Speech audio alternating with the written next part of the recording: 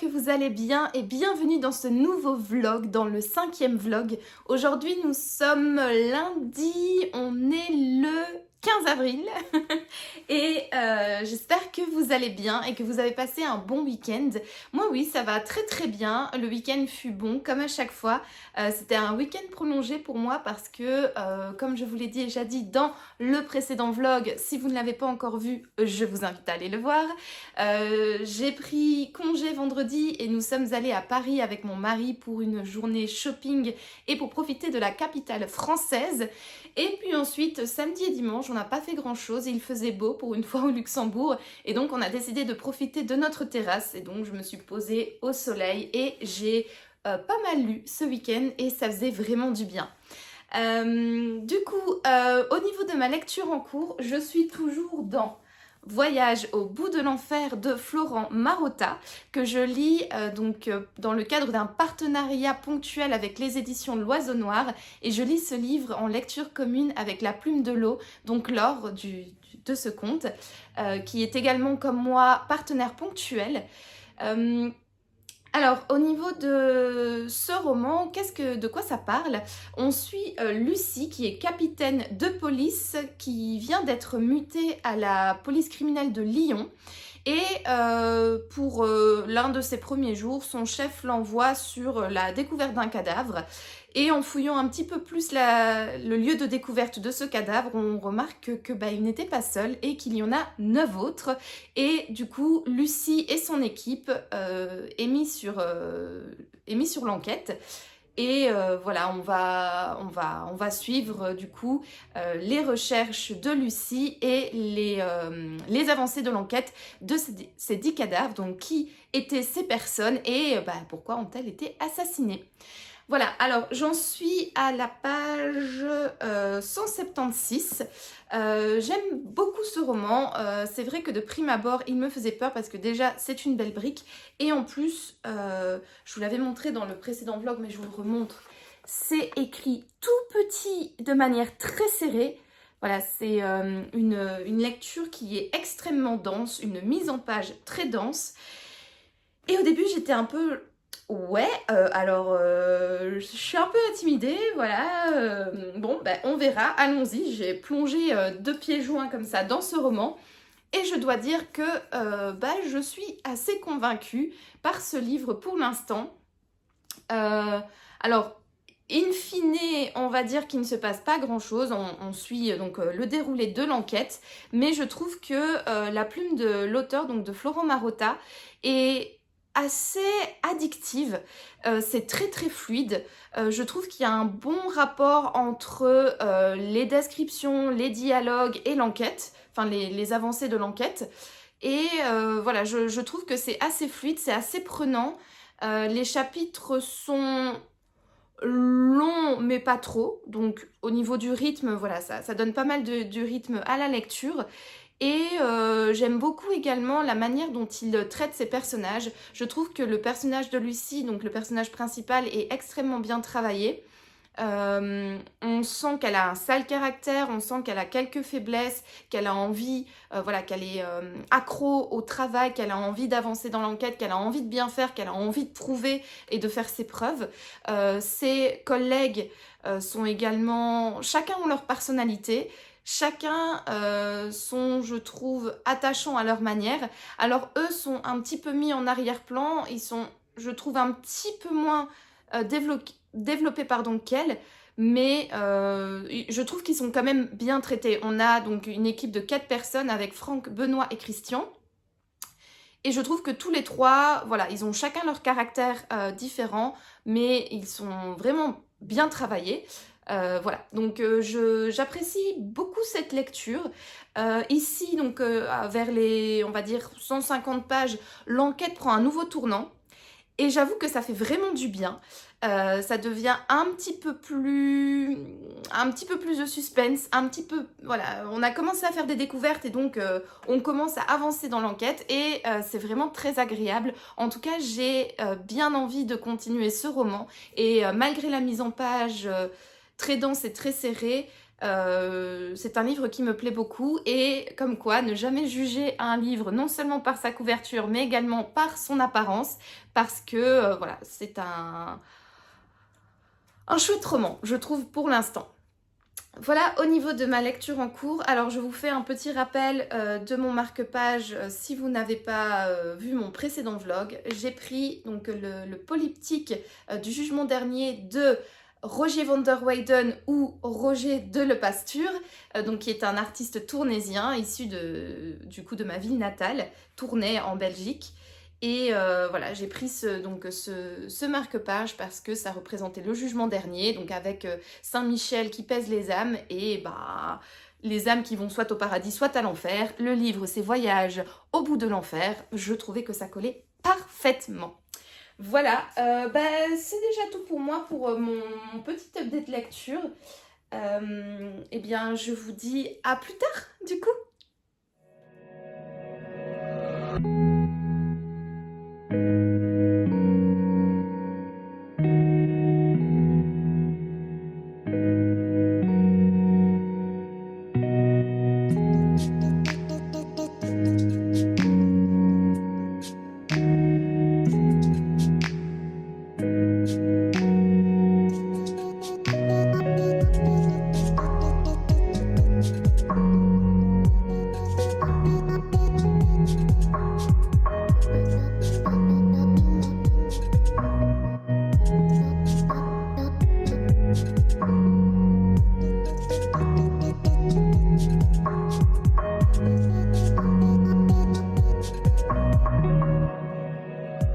Hello, on se retrouve, on est mercredi. J'ai pas nécessairement un grand update lecture à vous faire parce que je suis toujours dans ma lecture de Voyage au bout de l'enfer de Florent Marotta. J'ai quand même bien avancé, j'ai dépassé la moitié du livre et je suis ravie parce que l'enquête prend un nouveau tournant. Ça devient un tout petit peu plus haletant, pardon, et franchement c'est assez agréable. Et je suis, comme je l'ai dit la dernière fois, toujours aussi curieuse de le continuer et de voir ce qu'il en est au niveau de cette enquête. Si j'ai décidé de prendre la caméra aujourd'hui, c'est parce que j'avais envie de vous faire un petit point culture. Suite à la sortie de ma dernière vidéo, donc du vlog 3, où je vous parle de l'Emmaïsen, donc qui est cette fête particulière ici au Luxembourg lors du lundi de Pâques. J'ai reçu pas mal de petits messages, que ce soit sur YouTube ou sur Instagram, qui me disaient que c'était hyper intéressant d'avoir des petits points culturels comme ça dans les vlogs. Et du coup, je me suis dit que pourquoi pas de temps en temps vous faire un petit point culturel. D'autant plus que quand je vous ai présenté mon marque-page, je vous ai parlé du polyptyque du jugement dernier de Rogier van der Weyden. Mais voilà, c'est juste un détail. C'est le panneau central, un détail du panneau central. Et du coup, je me suis dit, est-ce que je ne ferai pas une petite présentation de cette œuvre-là parce que, voilà, je vous l'ai dit, Rogier van der Weyden est l'un de mes artistes favoris. C'est un Tournésien tout comme moi et je trouve qu'il a créé des œuvres sublimes, dont notamment le polyptyque du jugement dernier que vous pouvez retrouver à l'Hospice de Beaune. Alors du coup, j'ai regardé un petit peu dans ma documentation et j'ai vu que j'avais un livre dédié aux Hospices de Beaune avec des détails de ce polyptyque. Et donc du coup, je me suis dit que j'allais vous faire un petit point culture là-dessus. Voilà, vous me direz en commentaire si vous trouvez ça intéressant. Je suis curieuse d'avoir vos retours sur ce petit point. Donc, du coup, le polyptyque du jugement dernier de Rogier van der Weyden. Donc, comme je l'ai déjà dit plus tôt, Rogier van der Weyden est un Tournésien. Son nom, en fait, il l'a modifié. Son nom de naissance, c'est Roger de Lepasture, qu'on peut aussi également trouver Roger de la Pasture ou Rogier de la Pasture. Voilà, il y a plein de variantes possibles. Donc, c'est un artiste qui est né à Tournai, qui a fait son éducation dans l'atelier de Robert Campin, qui est un autre peintre primitif flamand assez connu. Et puis ensuite, il a déménagé, je pense, début du XVe siècle, il a déménagé à Bruxelles, il est devenu peintre officiel de la ville de Bruxelles et c'est là qu'il a décidé de flamandiser son nom, donc voilà, pour être dans par exemple la suite des Van, hein, des célèbres artistes Van comme par exemple Van Eyck. Et voilà, il a été ensuite appelé vers la moitié du XVe siècle par, comment il s'appelle encore, Rollin. comment il s'appelle encore son nom? Nicolas Rollin, voilà.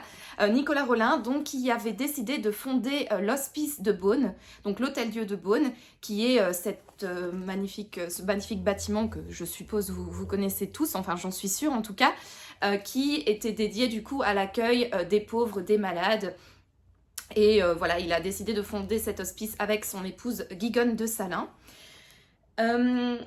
Alors, pour le réfectoire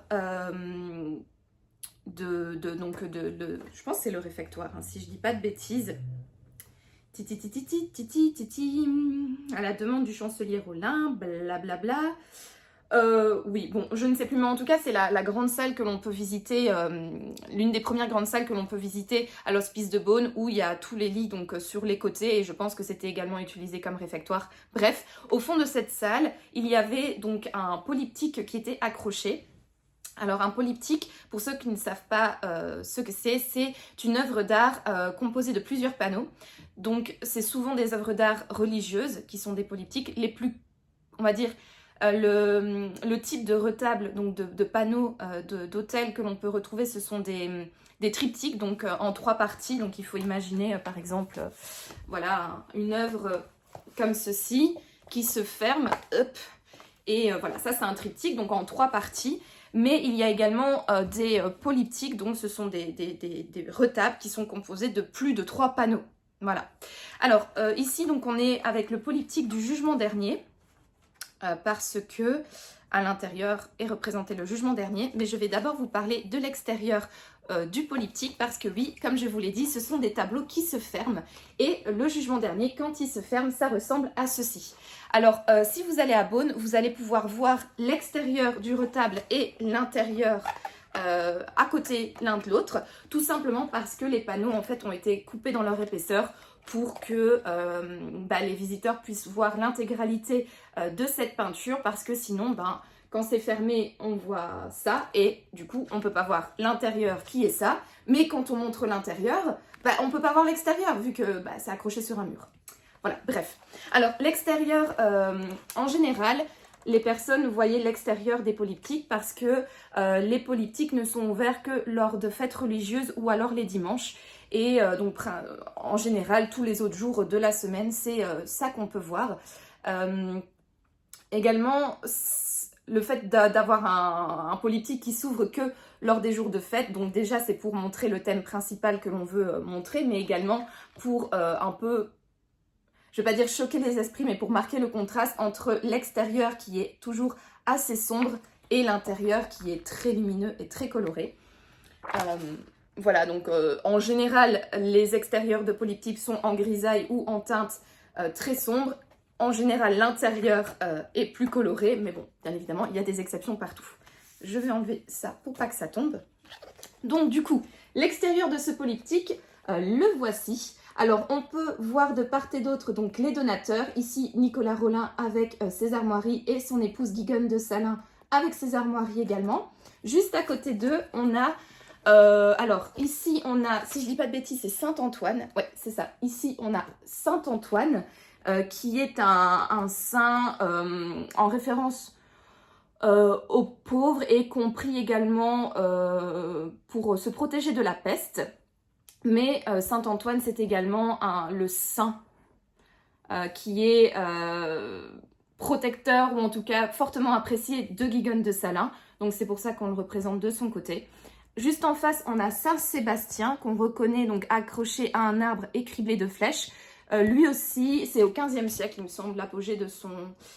Oui, voilà, c'est ça. Donc, au XVe siècle, il est très souvent représenté également dans des peintures ou dans des retables, parce que c'est également un saint que l'on prie pour éviter la peste, ou en tout cas guérir de la peste si on l'a. Et alors, au-dessus, vous avez également une autre scène. Youp. Et c'est tout simplement donc l'Annonciation. Donc, quand l'archange Gabriel annonce à la Vierge Marie qu'elle est enceinte du Christ.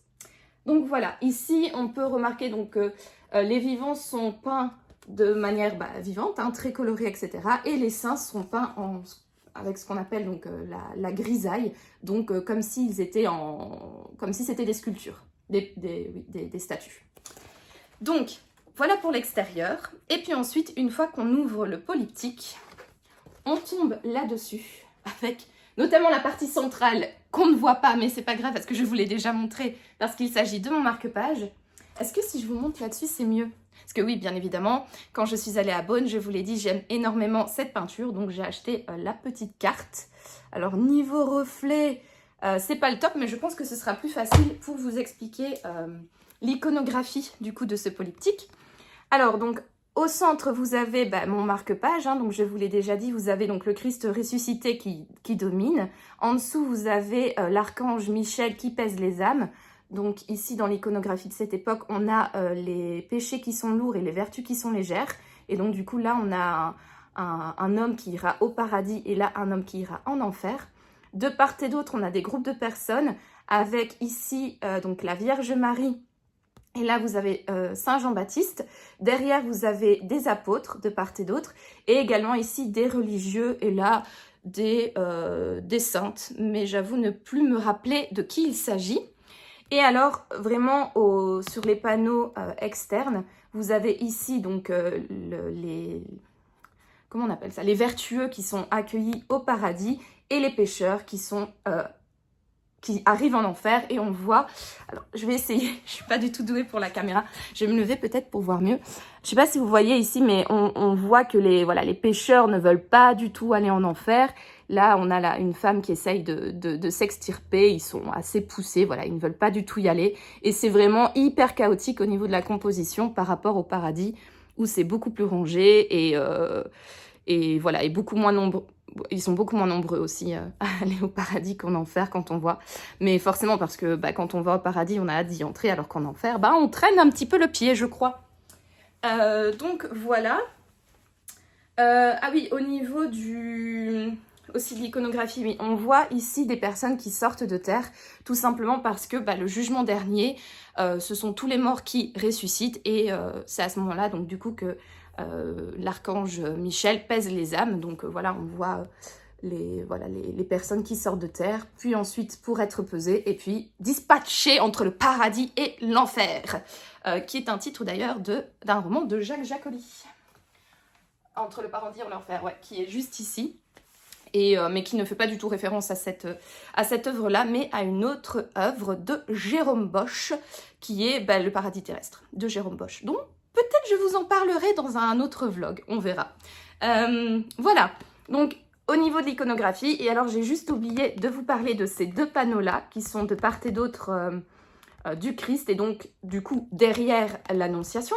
Là, on a tout simplement des anges qui portent c'est pas les reliques, mais c'est les symboles de la crucifixion, en tout cas de la passion du Christ.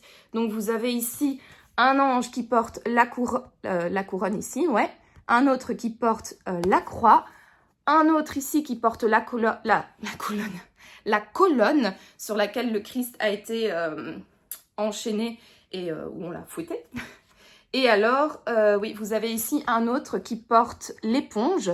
Et enfin, la lance, donc la fameuse lance qui a percé les flancs du Christ et qui lui a laissé un stigmate ici au niveau des côtes.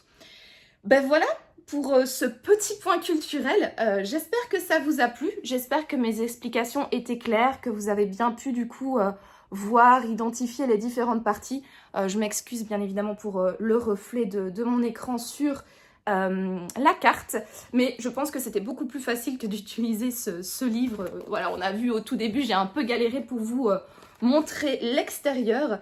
En tout cas, si vous n'avez pas encore été à Beaune, ou alors si vous n'avez pas encore visité l'Hôtel-Dieu, également appelé du coup les Hospices de Beaune, je vous le recommande fortement. Franchement, c'est un lieu qui est hyper agréable, hyper intéressant aussi au niveau de l'histoire, mais également au niveau de tout ce qui est architecture et œuvres d'art qui sont à l'intérieur. C'est bourré également de références à Nicolas Rolin et à Guigone de Salins si vous vous promenez, que ce soit sur les murs, le sol ou alors des gravures. Il y a vraiment des références à eux partout et je trouve ça hyper drôle de voir à quel point un noble de l'époque donnait son argent aux pauvres, donc faisait construire des édifices pour les pauvres, mais quand même il fallait pas trop oublier que c'était lui qui l'avait fait construire, hein. Donc soyons charitables et humbles et pensons aux pauvres, mais rappelons-leur quand même partout que c'est nous qui les avons construits, hein. Faut pas déconner quand même, à un moment donné, comme on dit, c'est quoi encore l'expression, j'ai oublié, mais en gros voilà, ne pas essayer d'avoir le beurre et l'argent du beurre. Il faut quand même un petit peu se rappeler que, voilà, we did it. We did it, ok guys. Voilà, donc bref. Et également, si vous souhaitez aller à Beaune, petite conclusion alcoolique. En face, il y a un marché au vin qui fait des dégustations de vin toujours super bons. Donc voilà, si vous êtes de passage en Bourgogne, je vous recommande fortement d'aller à Beaune. Et moi, c'est là-dessus que je vous laisse sur ce petit point culture parce que mon mari vient de rentrer du travail et je vais aller lui faire un petit bisou. Allez, à plus tard!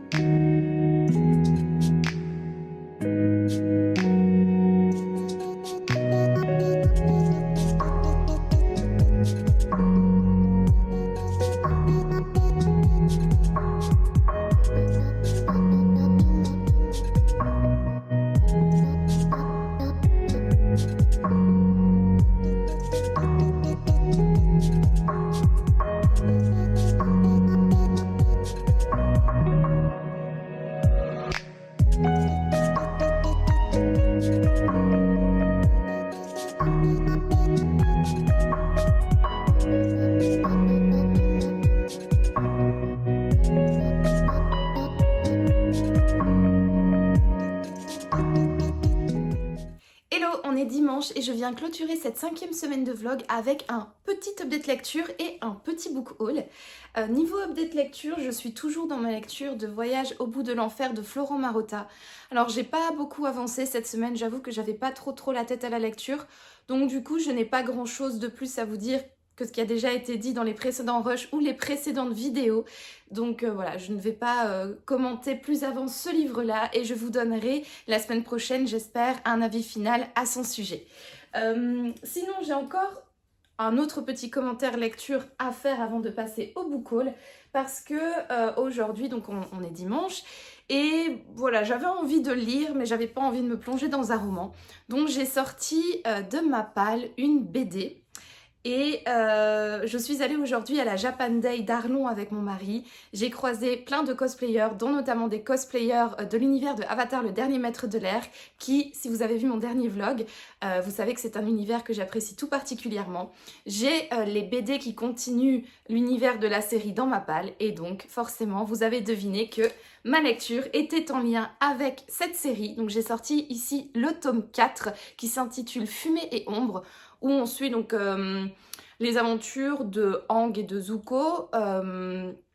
Donc, pour un résumé, je vais essayer de pas trop être spoilant pour ceux qui ne connaissent pas la série. Mais voilà, donc la paix est arrivée donc, dans le monde de Avatar, le dernier maître de l'air. Aang a vaincu le seigneur du feu Ozai. Zuko est monté sur le trône. Sauf que pas mal de personnes dans la nation du feu ne sont pas réellement contents de ce changement. Donc du coup ils préféraient quand c'était Ozai le seigneur du feu et que la nation du feu dominait tout. Donc ils essayent de renverser Zuko et voilà, donc ils essayent de tout faire pour remettre Ozai sur le trône. Et là il va y avoir des comment ça s'appelle, c'est un nom, voilà, il y a des Kemurikage, donc des esprits qui vont venir enlever les enfants des familles de la Nation du Feu. Et Aang et son équipe va essayer de résoudre ce mystère. Et pour l'occasion, donc Aang ne sera pas entouré de Katara, Sokka et Toph comme dans la série, mais de Zuko et Mei principalement, ainsi que des guerrières Kyoshi, Suki et Tai. Voilà, donc c'est une BD que j'ai bien aimée, bien évidemment, c'est un univers que j'apprécie tout particulièrement, donc forcément j'ai bien aimé cette BD. J'ai trouvé qu'elle était très rythmée, il y avait pas mal de suspense, il y avait pas mal de combats, il y avait voilà, pas mal de choses qui m'ont bien plu et qui m'ont fait passer un excellent moment. Voilà, alors... ça, c'en était pour mes lectures et je vais maintenant passer à un petit book haul parce que ce week-end, il y avait un festival du livre à Metz qui s'intitule Le Livre à Metz et j'y suis allée avec ma copine de book club Sophie et bien évidemment, entre copines de book club, nous avons acheté des livres et nous avons fait quelques petites folies. Mais ça va, j'ai quand même été assez raisonnable. Je suis revenue avec 1, 2, 3, 4, 5, 6 livres seulement. Par rapport à mes 12 du Salon du Livre de Bruxelles, ça va. On va dire que j'ai été un tout petit peu plus raisonnable. Alors, cette année, alors je vais pas dire que j'ai été déçue par le Salon du Livre à Metz, mais l'année passée, donc j'y suis allée pour la première fois en 2023, et il y avait beaucoup plus d'auteurs que je connaissais, dont j'avais entendu, dont j'avais entendu parler soit sur les réseaux sociaux, soit dans les journaux, etc. Là, cette année, c'était un peu moins... Il y avait un peu moins d'auteurs que je connaissais en tout cas. Donc nous avons fait un tour assez rapidement. L'année passée, c'est vrai que j'y étais allée toute la journée. Ici, nous sommes restés peut-être 1 heure et demie grand max. Voilà, on a eu le temps de faire le tour. Le matin, c'est vrai qu'il n'y avait pas grand monde, donc on a pu vraiment faire le tour de tous les auteurs à notre aise. Mais c'est vrai que du coup, comme je ne connaissais pas grand monde, voilà, je n'avais pas d'auteur forcément sur ma liste à aller voir. Mais j'ai quand même acheté à ce salon 3 livres. Écoute, je pense que les sushis sont arrivés. Donc je vais vite terminer ce petit book haul pour ensuite aller manger. Alors, premier livre que j'ai acheté, c'est Shit de Jackie Schwartzman. Alors ce livre-là, c'est pas du tout le type de livre vers lequel je me serais tournée d'ordinaire. C'est un polar un peu humoristique, de style donc de Mamie Luget ou comment c'est, Cabossé, je pense, je sais plus le nom de l'auteur. J'en ai lu un pour le prix des lecteurs du livre de poche en 2022, mais je ne me souviens plus. Enfin bref. Donc de base, ce genre de polar humoristique ne m'attire pas du tout. Mais j'ai pas mal de copines / connaissances sur Instagram qui font partie du jury du prix des lecteurs de cette année et qui ont lu ce livre pour la sélection d'avril. Et j'en ai entendu pas mal de bien. Tout comme moi, c'était des lectrices qui n'avaient... Enfin, ce ne serait pas le genre de livre qu'elles auraient acheté spontanément, mais elles ont toutes été vraiment surprises par ce livre en disant que c'était une chouette lecture, que ça changeait de leur lecture habituelle et qu'au final, ben, mine de rien, elles ont passé un super moment. Donc quand j'avais vu ce livre-là, je m'étais dit, bon, je l'ajoute sur ma wishlist, pardon, on sait jamais, peut-être qu'un jour je l'achèterai. Eh bien là, j'en ai eu l'occasion parce que l'auteur était donc au salon Le Livre à Metz. Et bah là, je me suis dit, bon, c'est un signe, il faut que je le prenne avec moi. Alors, au niveau du résumé, donc, quand Thibaut débarque à Planoise, quartier sensible de Besançon, il est loin de se douter que la vie lui réserve un bon paquet de shit. Conseiller d'éducation au collège, il mène une existence tout ce qu'il y a de plus banal. Sauf qu'en face de chez lui se trouve un four, une zone de deal tenue par des trafiquants albanais, à la baffe facile, que ces derniers se font descendre lors d'un règlement de compte et que Thibaut et sa voisine, la très pragmatique Madame Ramla, tombent sur la cache de la cam. Que faire de tout ça ? Il suffit aux deux comparses de comparer leurs fiches de paye avec le prix de la barrette pour le savoir et prendre une décision qui pourrait bien concerner tout Planoise. Voilà. Donc, il y a une petite remarque qui dit oui, Breaking Bad, il la rend à Besançon. Voilà, donc c'est une critique de la société française, mais avec quand même une bonne dose d'humour. Voilà, comme je vous l'ai dit, c'est pas le genre de roman que je lis d'habitude, mais je me suis laissée tenter. J'ai sauté sur l'occasion que l'auteur était là pour lui prendre ce livre. Je pense qu'il n'est pas très très long, il fait... 325 pages, ça va encore, je le sortirai un jour, peut-être pour un week-end prolongé ou quoi, histoire de rigoler un petit peu. Ensuite, alors je vais faire dans l'ordre de mes achats. Je suis passée devant un stand que tenait une dame et j'étais attirée par les couvertures de ses romans. Et en fait, vous voyez ce moment où on marche, où notre œil est attiré, mais où on continue de marcher. Voilà, c'était un peu ce moment-là où j'étais, tiens, ça a l'air intéressant, mais je suivais ma copine, on continuait notre tour. Et là, l'autrice m'a tendu la petite fiche descriptive de sa saga. Je l'ai emportée avec moi, je l'ai lue quelques pas plus tard. Et mon œil a été attiré par Mousquetaires, Sous le règne de Louis XIV, enquête, humour, suspense et romance. Je me suis dit, oulala, Attends. Sophie, viens, on fait demi-tour, on va aller voir cette dame. En plus de cela, les couvertures, je veux dire, ah, c'est magnifique, c'est pastel, c'est bien dessiné, il y a quand même des couleurs, il y a voilà, du poison, un verre de vin, très important le verre de vin. Donc voilà, j'ai été attirée par le petit flyers explicatif et la couverture, et donc je me suis, j'ai commencé à parler avec l'autrice, donc S.D. Fisher, lui demander donc voilà quelles étaient ses inspirations, pourquoi elle avait commencé à écrire ses livres. C'est une saga donc avec une une jeune fille, fille de médecin je pense, et un mousquetaire. Voilà, je lui ai demandé comment elle en était arrivée à créer cet univers. Elle a expliqué qu'au début, elle voulait utiliser comme cadre historique les années 20 pour son enquête. Et puis au final, elle s'est dit que les années 20 étaient suffisamment utilisées dans la littérature. Et une fois en passant devant sa bibliothèque, elle est tombée sur Les Trois Mousquetaires d'Alexandre Dumas. Et elle s'est dit, ah bah tiens, pourquoi pas planter le décor de mon histoire, donc sous le règne de Louis XIV avec les mousquetaires. Et voilà, de fil en aiguille, on a commencé à discuter autour de ces livres qu'elle auto-édite. Et je me suis dit, bon ben voilà, un livre auto-édité, une autrice qui a l'air comme quand même assez passionnée. Elle était vraiment sympathique, je trouvais. Donc je me suis dit, bon ok, je vous prends le livre. En plus, l'histoire, le résumé m'attire. Donc allez-y, dédicacez-le moi s'il vous plaît et je l'embarque avec moi. Alors, au niveau de l'histoire, oui, donc au niveau du titre, c'est Funeste fiançailles de S.D. Fisher. Et je vous lis tout de suite le résumé. Les réceptions mondaines? Très peu pour Joséphine. La jeune fille préfère la compagnie des livres. J'en connais plusieurs. Et l'apprentissage de la médecine avec son père, le docteur Henri Galtier. Une hérésie pour une femme en 1672.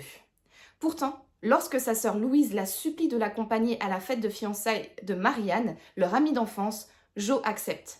Bien à contre-cœur. Mais quand la future belle-mère est retrouvée morte au petit matin, Joséphine comprend très vite qu'elle a été empoisonnée. Voici que la réception mondaine devient tout à coup beaucoup plus intéressante à ses yeux. Tandis qu'elle se plonge dans une enquête pour identifier l'assassin de Madame de Settevent, un associé inattendu vient se mêler à la partie. Le très séduisant et très insupportable Jérôme de Faucon de Montessan, comte et mousquetaire de Sa Majesté. La première enquête de la demoiselle et du mousquetaire, un cosy mystery drôle et rythmé sous le règne de Louis XIV. Voilà, c'est le résumé, je trouve que ça m'attire, ça me plaît. Une fille un petit peu rebelle, un mousquetaire séduisant et très insupportable. Voilà, la petite dose de roman qu'on aime bien de temps en temps. Voilà, j'aime bien. Ah tiens, je suis en train de remarquer dans le retour que le ciel est parfaitement assorti à la couverture de ce Cozy Mystery. J'ai bien attendu, j'ai bien choisi mon heure pour faire ce petit book haul. Bref, voilà, donc c'est un livre qui me plaisait bien, j'ai hâte de le découvrir. C'est vrai que parfois quand on va chez des auteurs auto-édités ou qu'on fouille un petit peu comme ça dans des salons, qu'on va en dehors des sentiers battus des grandes maisons d'édition, parfois on peut trouver des petites pépites. Et voilà, j'ai hâte de me plonger dans ce livre. Ensuite, nous sommes allés voir Sophie Loubière avec ma copine Sophie. Elle avait entendu parler d'un de ses livres, je pense il y a Caillou dans le titre, je ne sais plus exactement. Et en discutant avec l'autrice, j'avais repéré ce livre. La couverture m'a tout particulièrement attirée, ce petit ourson mis comme ça dans un coin de fenêtre. Je me suis dit, ça a l'air pas mal. Donc l'autrice a très gentiment expliqué, un peu pitché ce livre-là. Elle a parlé de famille, de cimetière, voilà. Ça, j'étais là, ok, ne m'en dites pas plus, ce livre m'intéresse. Je vais vous le prendre, s'il vous plaît. Et donc je suis repartie également avec ce petit thriller. Je vais vous lire le résumé. Donc c'est De cendres et de larmes, le titre. Et le résumé est: Madeleine, Christian et leurs enfants vivent à Paris et rêvent d'un appartement plus grand où chacun aurait son espace. Quand l'occasion se présente pour Christian d'obtenir un poste de conservateur de cimetière avec un pavillon de fonction, la famille Marat n'hésite pas. Tandis que Madeleine, caporal-chef sapeur-pompier, sauve les vivants, Christian veille sur les morts. Mais rapidement, la situation se dégrade et perturbe les enfants. Une étrange moisissure apparaît derrière les meubles. Christian s'abîme dans une passion retrouvée, la peinture, et donne naissance à des toiles dérangeantes. Déjà mise à rude épreuve sur le terrain, Madeleine doit faire face à son couple qui se fracture. Lentement, insidieusement, la maison révèle ses fêlures et celles de ses occupants. Voilà, donc encore une fois un résumé qui me donne fortement envie. Sophie Loubière nous avait expliqué qu'elle avait découvert ce cimetière à Paris, qui est un lieu donc, qui existe, et que ce lieu l'avait totalement fascinée, et que c'est pour ça qu'elle avait choisi ce cimetière comme cadre de son roman. Donc j'ai très hâte de lire ce livre, et puis ensuite de me rendre dans le fameux cimetière, pour voir de mes yeux à quoi il ressemble, et voilà, s'il est aussi inquiétant que le résumé de ce livre veut le faire croire. Voilà.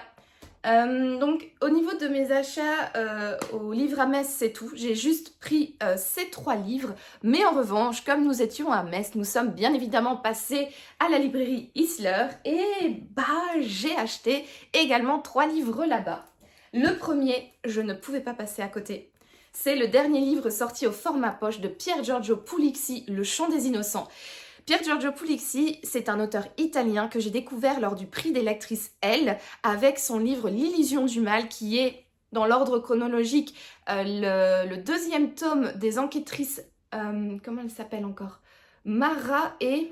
ah, je sais plus. Et là, je pense que c'est pas avec elle. Hein. Ça, c'est le premier dans l'ordre chronologique. Oui, bonjour. Les sushis? Ils sont arrivés? Ok, j'arrive, je termine. Bon, je me dépêche parce que les sushis m'attendent. Donc, alors, il y a, comment ça s'appelle encore? L'île des âmes, je pense, est le premier tome de la série avec les 2 enquêtrices, dont je me souviens plus le nom. L'illusion du mal, c'est le 2e tome, et celui-là, en fait, dans l'ordre chronologique, c'est le premier. Et donc, il n'y a pas, je pense qu'il n'y a pas les 2 enquêtrices dont je vous parlais dedans. Alors, L'illusion du mal, c'est un thriller pour lequel j'ai eu un énorme coup de cœur. J'ai adoré ce thriller, je l'ai dévoré. C'est un gros pavé, hein. Vraiment, il est assez épais, mais je l'ai dévoré en un week-end. C'était passionnant, c'était haletant, c'était angoissant. Les 2 enquêtrices principales, je les trouve... Je trouve qu'elles sont extrêmement bien travaillées. Elles ont une relation qui est hyper intéressante, elles ont chacune un caractère très intéressant. Il y en a une qui est vraiment casse-couille, mais qui est vraiment chiante, qui a vraiment un caractère de cochon, mais je trouve qu'elle est excellente. Leur relation est vraiment très très bien travaillée, et elle est vraiment très drôle. J'aime beaucoup ce duo. Et voilà, ça avait été un énorme coup de cœur. Pour le premier tome, donc je pense que c'était L'île des âmes, ça n'avait pas trop été un coup de cœur, tout simplement parce que j'ai sorti ce livre à un moment... En fait, juste avant mon mariage. Voilà, j'ai sorti ce livre, je pense, le mois avant mon mariage, ou les 3 semaines juste avant mon mariage. Et clairement, j'avais autre chose à faire que lire. Encore une fois, c'est un gros pavé. Donc voilà, c'était un trop gros livre pour cette période de ma vie. Et comme c'était un premier tome, forcément, c'était très introductif, donc beaucoup plus lent que L'illusion du mal. Et forcément, ben voilà, je me suis un peu ennuyée. J'ai un sentiment un peu mitigé par rapport à ce livre-là. Mais voilà, il faut pas s'arrêter sur mon avis négatif. Je trouve, en fait, je pense que honnêtement c'est un très très bon roman quand on le lit dans des conditions normales de lecture. Mais voilà, en tout cas L'illusion du mal, ça avait été un énorme coup de cœur pour moi. Donc quand j'ai vu que ce livre était sur les étagères de la librairie Isler, je n'ai pas réfléchi très longtemps et je l'ai tout de suite embarqué avec moi, parce que voilà, Puglisi, c'est un auteur que j'ai découvert il y a peu et que je trouve vraiment très intéressant, et je sais que je vais passer un très bon moment avec Le Chant des Innocents, dont je vous lis tout de suite le résumé. Lorsque la police arrive, la scène de crime est glaçante. 85 coups de couteau et une gamine de 13 ans. Mais ce n'est pas la victime, c'est la meurtrière. Elle reste là, le poignard encore levé, un sourire diabolique aux lèvres. Quand d'autres crimes violents sont commis par de jeunes collégiens, l'inspectrice Teresa Brusca, j'essaye de mettre l'accent italien, je n'y arrive pas du tout, Teresa Brusca, demande au commissaire Strega, suspendu suite à un accident, d'enquêter officieusement avec elle. Très vite, Strega a l'intuition que ces adolescents tueurs sont unis par un secret. Face à ces crimes d'enfants, il est prêt à tout pour apaiser en lui le chant assourdissant des victimes. Alors pour être honnête, je ne savais pas de quoi parler ce livre. J'ai pas mal de copines qui l'ont chroniqué sur Instagram, mais je me rappelais plus exactement de quoi il parlait. Mais là, en lisant le résumé là devant vous, j'ai juste envie de le sortir tout de suite de ma palle et de m'y plonger. Là maintenant tout de suite. Ouais, encore une fois, un livre qui me tente énormément, mais je sais très bien qu'avec Pier Giorgio Puglisi, je sais que je vais passer un très très bon moment. Franchement, c'est un auteur que je vous recommande fortement. Si vous aimez les thrillers, si vous aimez les histoires sanglantes et les personnages un peu borderline, mais quand même attachants, je vous le conseille fortement. Enfin, je vous conseille cet auteur. Celui-là, je ne sais pas, je ne l'ai pas encore lu. Mais lisez l'illusion du mal. Oui, oui, oui. Alors, vite, vite, vite, les sushis réchauffent. J'ai pris également avec moi un petit Jules Verne, donc c'est les petits folios à 3 €. Voilà, j'aime énormément Jules Verne, c'est l'un des auteurs classiques français que j'ai lu le plus, il me semble. J'aime beaucoup sa plume, j'aime beaucoup son univers, j'aime beaucoup ses inventions, ses récits toujours un peu décalés, fantastiques, avec beaucoup d'aventures, etc. Des personnages aussi très, très bien travaillé, très mystérieux, très attachant. Bref, j'aime beaucoup Jules Verne et donc voilà, quand j'ai vu qu'il y avait cette petite nouvelle dans la sélection des folios à 3 €, j'ai pas encore une fois réfléchi beaucoup et je l'ai embarqué avec moi. Donc il s'agit de Une fantaisie du Docteur Ox et je vous lis tout de suite le résumé. Tout va pour le mieux dans le meilleur des mondes possibles dans la paisible ville de Quiquendone, perdu dans les Flandres. C'est sans compter sur l'arrivée de l'étrange docteur Ox qui, sous prétexte de fournir de l'électricité à la ville grâce à un concept révolutionnaire, teste à l'insu des habitants son gaz oxyhybride qui a le pouvoir de changer le caractère des gens. La folie s'empare peu à peu des esprits. Une farce pleine d'humour et de piquant sur les méfaits de la science sans conscience et de la bêtise humaine. Voilà. Donc une petite critique de la société, je pense, qui m'intéressait pas mal. Et donc un petit livre en plus dans ma collection. Et le dernier livre que j'ai ramené avec moi de Metz, c'est le tome 2 de Mortelle Adèle, L'enfer c'est les autres. Si vous avez été attentif à mes autres vlogs, notamment au premier vlog que je vous ai posté et que vous pouvez retrouver juste ici dans le i, là ou là, je ne sais pas, parce que voilà, je ne sais pas comment, je pense que c'est là ou là, je ne sais pas, bref, dans le petit ici au-dessus. J'avais reçu comme petit cadeau de pendaison de crémaillère de la part de mes copines de Book Club, le premier tome de Mortelle Adèle. Et comme là, j'étais de nouveau avec Sophie en librairie, je me suis dit, vas-y, comme je suis avec toi et que c'est toi qui m'as fait découvrir Mortelle Adèle, je vais prendre le tome 2. Parce que c'est une petite gamine qui a un caractère de cochon, qui fait plein de bêtises, qui est vraiment... elle est hyper drôle. C'est une BD qui est vraiment teintée d'humour noir, mais en même temps de tendresse. Enfin, c'est extrêmement drôle. Adèle est juste insupportable, je voudrais pas la voir comme gosse. Mais voilà, donc c'est une petite BD de base pour enfants, mais qui peut également bien plaire aux adultes. Et du coup, voilà, je l'ai embarqué également avec moi. Et voilà, c'est sur ce petit book haul que se clôture ce 5e vlog. Merci beaucoup d'être arrivé à la fin de cette vidéo. Si vous l'avez aimé, n'hésitez pas à me laisser un petit pouce bleu et à vous abonner à la chaîne pour me soutenir. En attendant, je vous souhaite de passer une excellente journée, une excellente soirée ou une excellente nuit, peu importe. Et à bientôt pour de nouvelles aventures livresques. Ciao!